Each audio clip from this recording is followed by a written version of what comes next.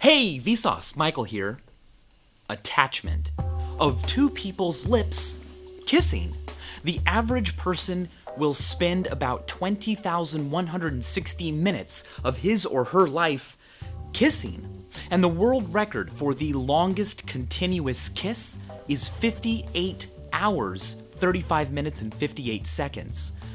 But why do we kiss? I mean, if you think about it, it seems kind of weird, right? I mean, sure, today, kissing represents peace, respect, passion, love. But when the first two people in human history kissed, were they just kind of being gross? Well, let's begin with what we do know. Kissing feels good, and it's good for you.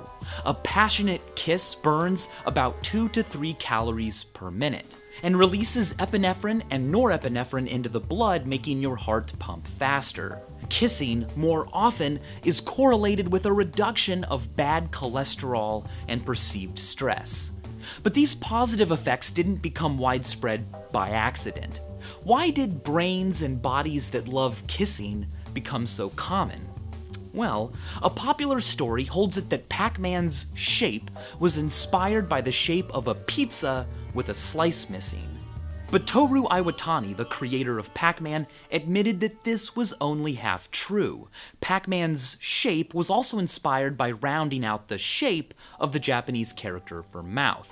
And it's mouths and Pac-Man's favorite activity, eating, which together bring us closer to the heart of the kiss. Evolutionary psychologists have argued that what we know today as kissing may have come from kiss feeding, the exchange of pre-chewed food from one mouth to another. Mother birds are famous for doing this, and many primates are frequently seen doing it as well.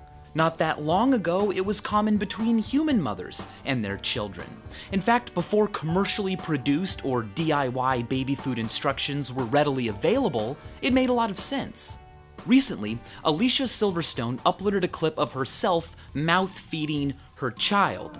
It seemed strange to some people, but even though, yeah, it exchanges saliva, which, like any contact with an infant, can transfer pathogens, healthy mothers and healthy children can benefit from the fact that kiss feeding provides nutrients, carbohydrates, proteins, iron, and zinc, which are not always available in breast milk. Plus, an adult's saliva can help pre-digest the food, making vitamins like B12 easier for the baby to absorb. So mouth-to-mouth attachment has a history of intimacy, trust, and closeness. Your saliva also carries information about who you are, your level of health, and mucous membranes in our mouths are permeable to hormones like testosterone, making a kiss a way to taste test a potential mate. A good kiss can be biological evidence that your kisser might be a good mate. So as a strategy for mate selection, prehistoric people who enjoyed kissing and did it more often may have made better decisions, picked better mates, reproduced more successfully, and eventually become the norm, giving us, people who love kissing. Any infant could have seen those benefits coming from a mile away. Even though an infant's vision isn't that great, from birth to 4 months, babies can only focus on things about 8 to 10 inches away from their face, which not surprisingly is about the distance to their mother's face while breastfeeding. So faces, especially those looking right at us, tend to be the very first things in our lives we can focus on and see clearly. This might explain why we are so good at detecting faces. Humans are off the charts when it comes to this. In fact, we tend to see faces even when there aren't any. It's called pareidolia. Because humans are so cooperative, it makes sense for us to be good at recognizing faces, and more importantly, detecting when someone is looking directly at us and clearly expressing when we are looking at someone else. A predator who lives by not being seen needs a gaze that's less obvious. In fact, research has shown that our surprisingly white scleras, The area that borders the iris isn't just an accident, but is a vital piece of human eye morphology that makes it easier for us to ascertain the direction of someone else's gaze at a glance. We also have impressive gaze direction networks inside our brains, containing individual neurons that fire when someone is staring directly at us, but that stop firing if the gaze shifts just a degree or two. So yeah, you can tell when you are being watched. We humans are quite sensitive to it, even those of us with scopophobia, the fear of being stared at. But to be sure, in order for this to work, the other person's gaze must be within your line of sight, your field of vision, that is, you can see them. Otherwise, if the stare is coming, say, from behind, there is no evidence that people can tell they are being watched. The psychic staring effect falls within the realm of pseudoscience. No widely accepted studies have ever found evidence that it exists. Anecdotally, what's more likely is that the very act of rubbernecking to see who's watching causes people to look up and for your gazes to attach. But what about attachment when no one is watching? One explanation for an infant's love, attachment to their mother, doesn't involve vision or staring, but instead food. The idea is that we love our mothers because as soon as we are born, they are a source of life-sustaining nourishment. But what if that nourishment came not from a loving mother, but from a scary wire mother? In the 1950s, Harry Harlow conducted a series of famous but controversial experiments on monkeys at the University of Wisconsin-Madison. Harlow's findings had substantial implications on our understanding of attachment, but by today's standards, his work would largely be considered unethical. In one of his most famous experiments, Harlow separated young monkeys from their mothers as soon as they were born and stuck them in cages with two fake mothers, a soft one wrapped in cloth that did nothing, and a cold mechanical mother made of wire that nonetheless did provide food. But despite being a cupboard mother, the young baby monkeys didn't bond with her. When Harlow or his team scared the baby monkeys with a strange contraption, the monkeys ran and clinged not to their wire source of life-sustaining nourishment, but to the soft, cuddly, and otherwise useless cloth mother. This suggested that warmth and comfort was more important than food when it came to nurturing attachment.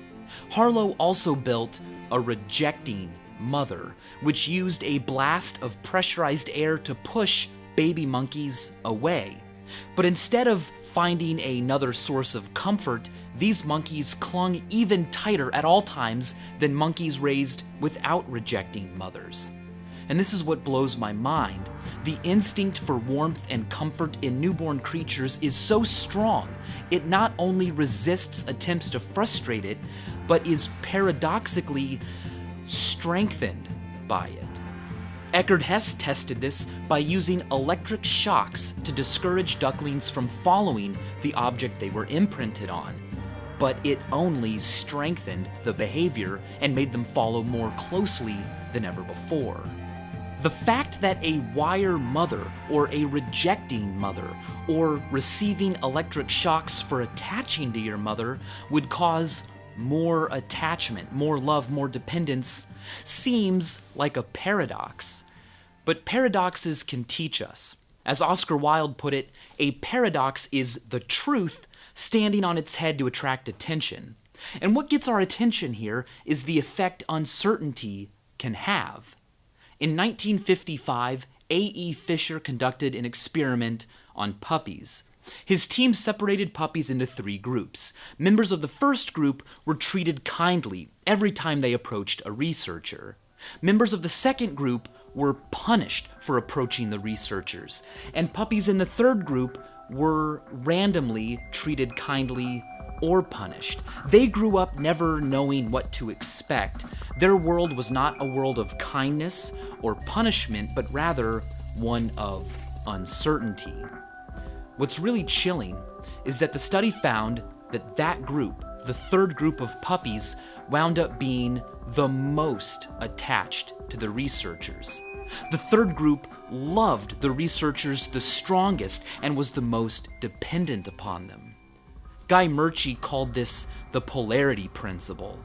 Stress, including the mental stress of uncertainty, is an ingredient in attachment or love, and perhaps even manifestations of hatred, its polar opposite, somehow enhance love. Uncertainty psychologically can lead to some of the greatest feelings of attachment and dependence. Good things and bad things in our lives often seem random and out of our control, so it's no surprise that we often react with blind love and acceptance in the face of an unfair existence, because what else are we supposed to do? We are that third group of puppies.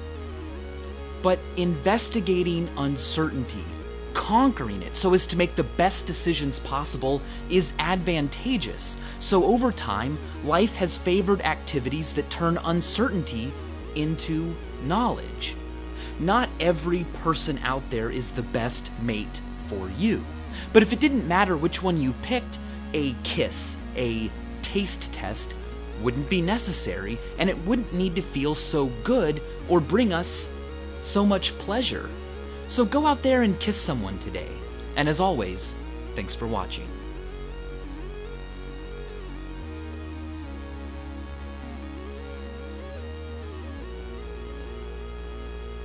By the way, tomorrow I am headed to the European Space Agency's spaceport in South America with Euronews to watch a rocket launch in real life. Do you have any questions about space or space travel today? Let me know in the comments below and I will ask the experts your questions.